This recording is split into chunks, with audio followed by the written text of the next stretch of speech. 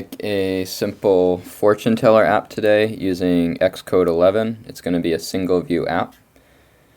I'm going to have the assets for this in a link down below. If you're using this, you can use those assets to create this. I'll call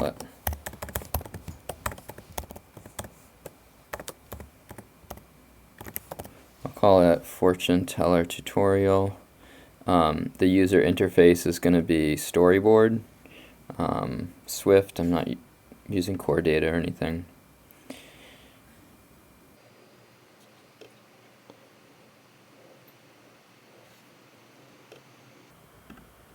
Alright, I'm going to start up by setting up the storyboard.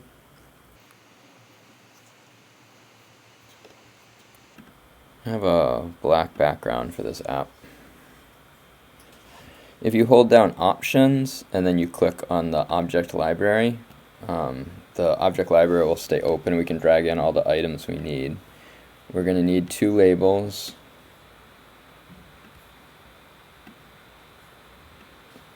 We're going to need a button, 3 text fields,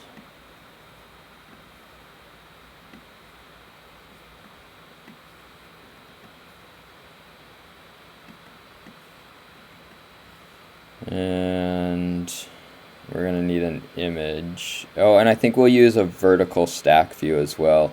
A stack view is going to keep some of our elements lined up in order, so it just looks a little bit neater.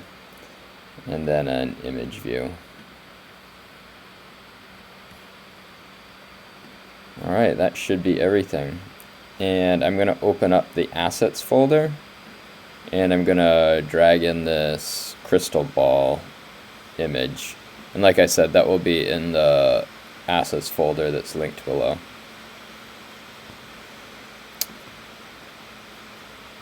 So I'm just going to assign that crystal ball image to the UI image view that I put on the screen.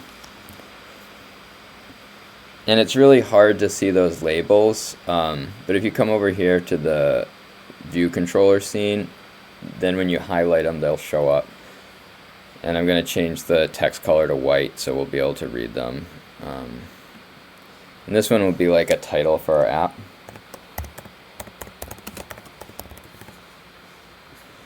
And I'm going to want the font to be a little bit bigger.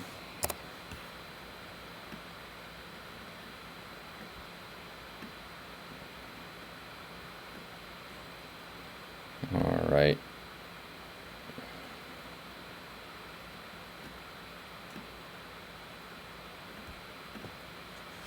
This button, I'm going to change the background, so I'm over here in the utility inspector, and I'm going to change this to purple. I'll need to change the text color to white, and instead of saying button, I'm going to say, what is your destiny?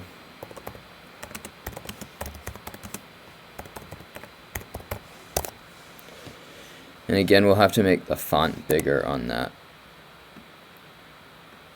and we might want to spell it correctly too.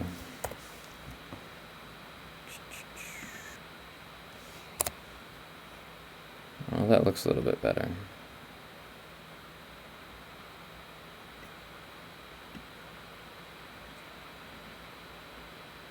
So I'm going to place this button in the center vertically and horizontally, and I'm going to set the width to 260. So so what I'm doing is I'm setting the constraints on these objects on the screen. The first one I'm doing is this button, and I come down to this that looks like a TIE fighter. It says add new constraints, and I'm just going to constrain the width to 260, so that button will stay 260. The next thing I'm going to do is I'm going to put it horizontally and vertically in the container, so it's going to be right in the middle. Cool. These I think I'll make 260 as well, these 3 text fields.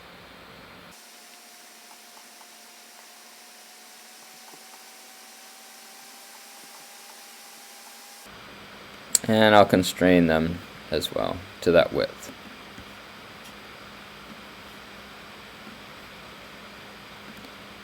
You'll notice when we add that one constraint, the text field will kind of turn red, and that's just because we haven't added the other constraints yet, but we will. So then what we'll do is we'll take these text fields and we'll put them inside of the stack view, and that will help organize them. It's the easiest way to do it is over here on the scene controller. If you grab them here, you can put them right inside the stack view.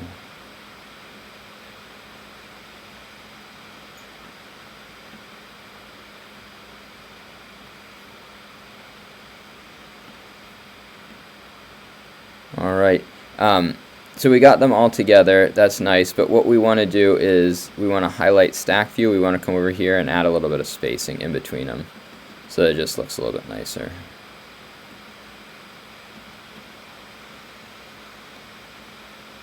And then I'll constrain these as well.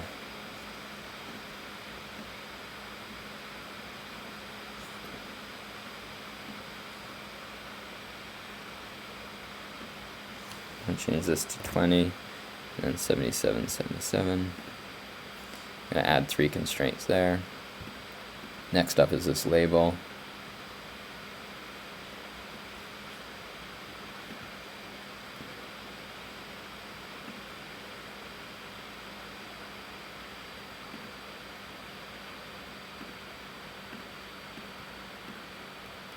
I'll add 3 constraints to that one as well. And the last one's this image. So I'm going to constrain this to the width and the height. And then I'll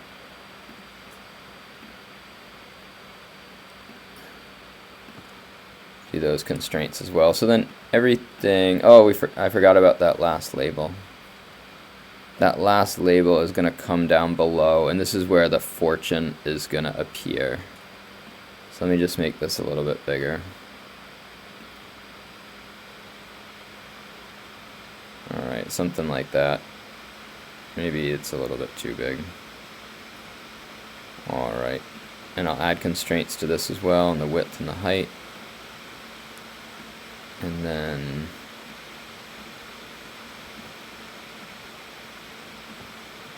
I'll put it in place there. So when you have this label highlighted, what I want it to do is I want to make the text dynamic. So instead of having lines 1, I'm going to change this lines to 0. I think I'm going to align it on the left. And what I'm going to do is I'm going to set a minimum font size. So down for auto shrink, minimum font size, I think the minimum will be about 12 because that's pretty small. And this will auto shrink the letters so that the fortune will appear in there. So I think we have set up our main storyboard. Now we want to open up the another window for the view controller. So I'm going to hit this button right up here, the small plus sign. It's going to open up another editor pane.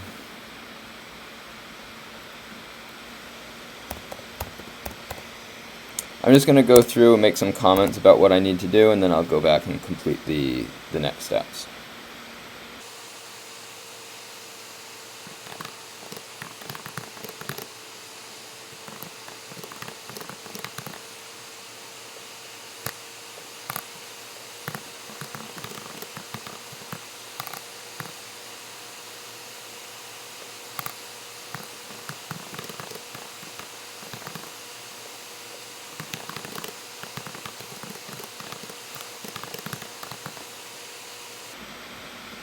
Alright, so I've just commented what we need to do. The first thing we need to do is we need to connect the labels. So we have a title label up here, and we have a fortune label down here. So I'm going to hold down Control, click on the label, and drag it over here, about line 14.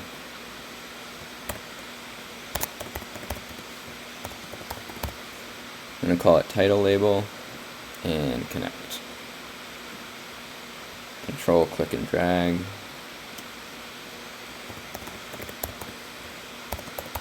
This one I'm going to call fortune label, and I'm going to connect. Next we want to connect the text fields. So again, hold down Control, click on the text field, and just drag it over.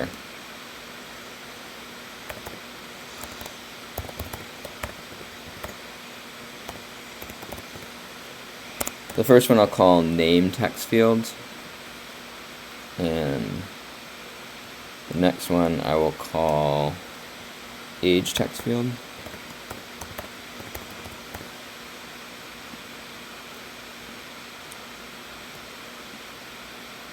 The last one I will call home text field.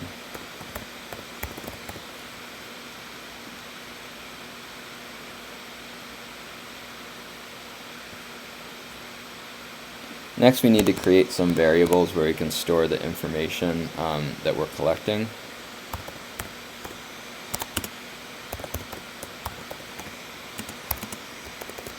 So I'm creating a variable named nameVar, just short for variable, and I'm creating a blank string. So if we hold down Option and we click on this variable, we can see that this variable is a string, even though we didn't tell it to be a string, because we put 2 quotes there. Xcode is going to know that we want a string there.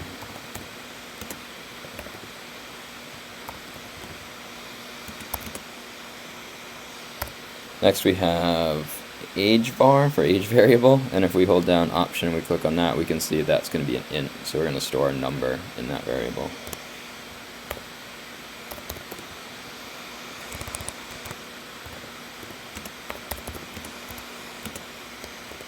And then we'll have a variable for home. Oops, I should call that home bar.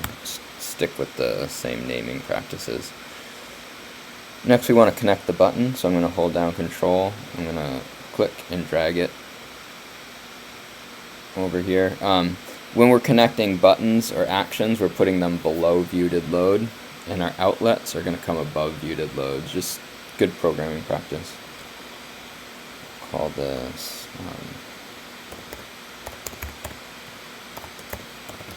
I'll call this submit button. I'm going to change it to a UI button. We want touch up inside, so we'll just connect that one.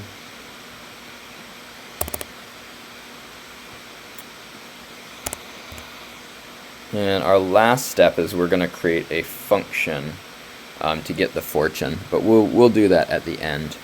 While I was going through and setting up the view controller, I noticed that I didn't put in any placeholder text, and it's just going to be easier for the person using our app if we have some placeholder text in there. Enter name,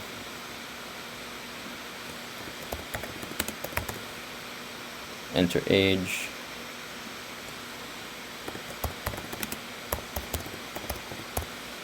and enter hometown. Alright. I think I'm liking how that's looking. Oops.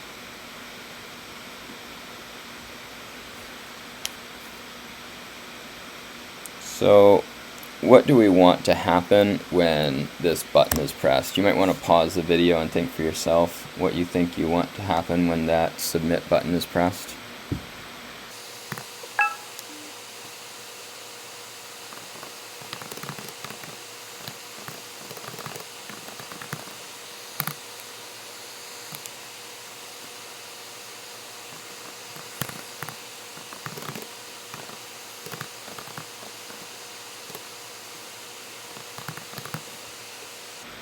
Alright, the first thing we want to do is we want to assign the information from the text fields, the user input, to the variables.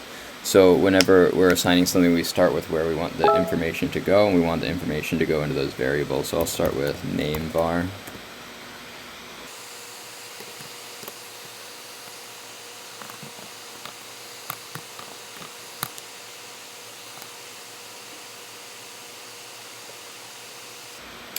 So what's happening here, why we're getting an error, is because Xcode is saying that they don't know if a value is going to be there or not.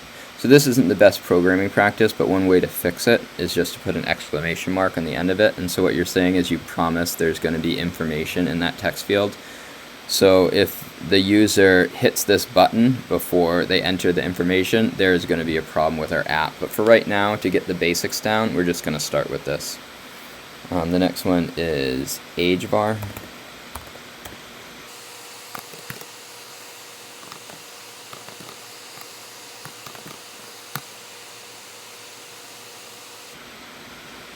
And here we're getting another error. It says we cannot assign value type string to type int. If you remember, our age variable is an int, and we can't assign. What Xcode thinks whatever's coming in the text field is going to be a string. So if we want to assign it to an int, we need to change it into an int. And you can do that by putting parentheses around it and just writing int in front of it. And so that'll turn it into an integer, and then it will assign it to the age variable.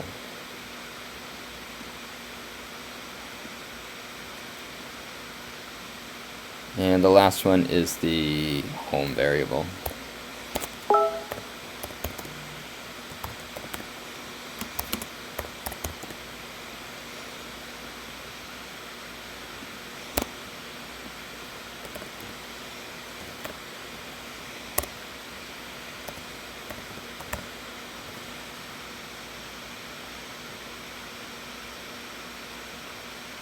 Alright, so when we push the button, we should be getting the information from the text fields, and we should be saving it into those variables. Now we want to create a function to get the fortune. So the keyword for function is func, and I'm going to call it get fortune. And I'm going to pass in 3 parameters. So I'm going to pass in a name, and that's going to be a string. I'm going to pass in an age, which will be an int. And I'm going to pass in a home, the hometown, which will also be a string.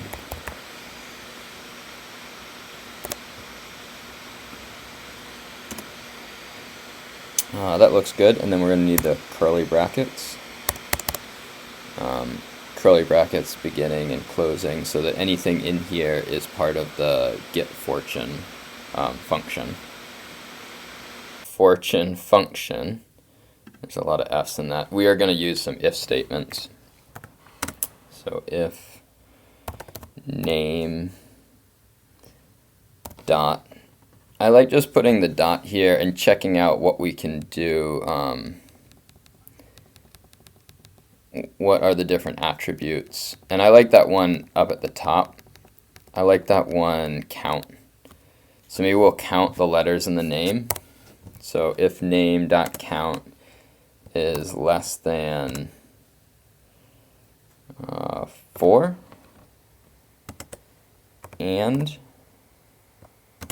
so the double ampersand just means and. Age is less than 25.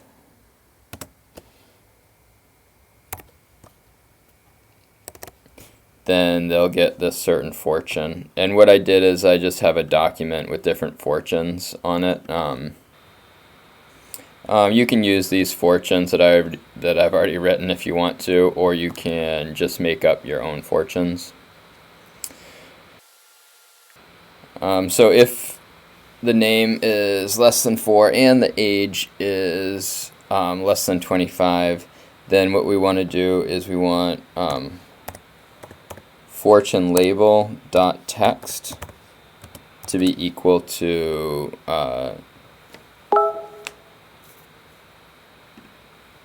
this first fortune. And you can get creative with these. I'm just giving you examples, but you can actually do whichever ones you want. So for the next one, maybe we want to do if age is equal to 16.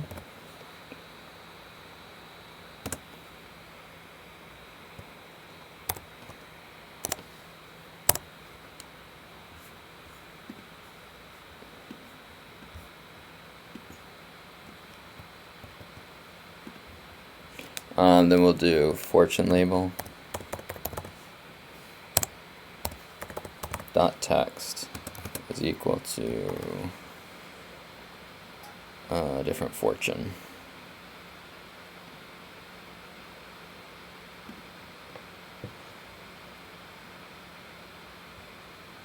Right, I forgot the if. We need an else if we're adding another condition here. Sorry about that.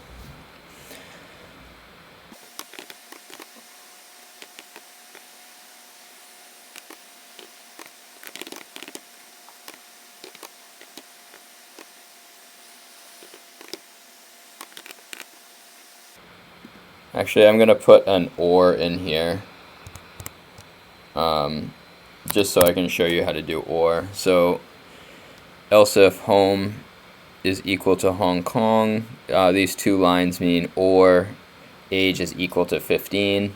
Then we'll do this next one.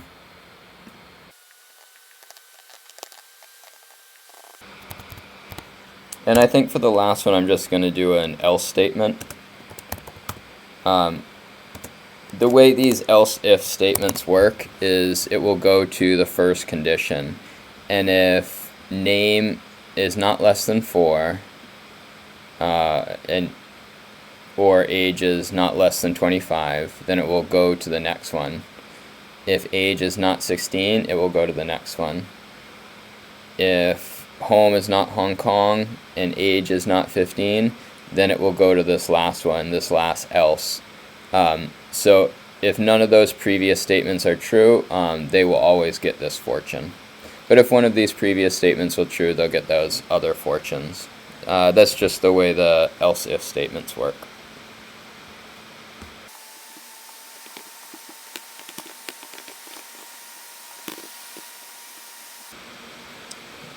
So we have our function that we've written, but if we don't call the function, it will never get the fortune. So up here when this button is pressed, we have to call the function. So to call the function, we say the function name, get fortune, and then we need to pass in a string and an int and a string. And luckily we have that because we have the name variable, the age variable, and the home variable.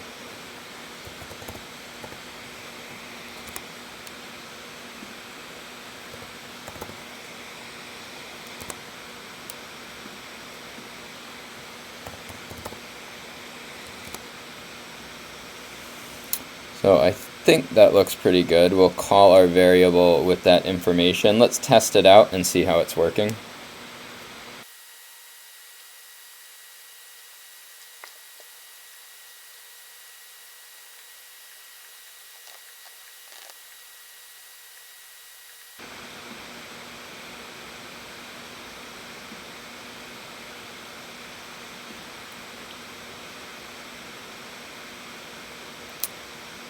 I forgot to change that label color text to white. So let me try running that one more time.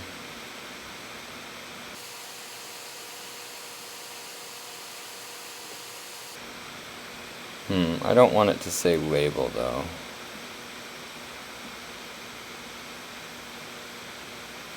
So what I did, I just deleted that text over there so that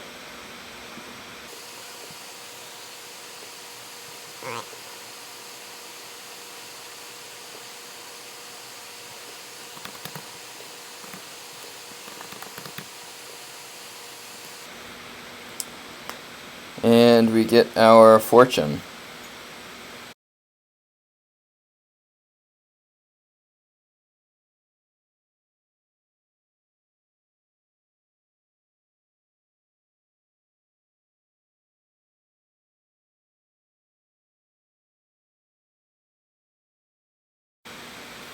Cool, so that part is working. I think this will be the end of part 1, and then I will show you some of the errors we can get in part 2 and some of the things we might need to fix. So thanks a lot for watching. Keep your eyes out for part 2 of the video.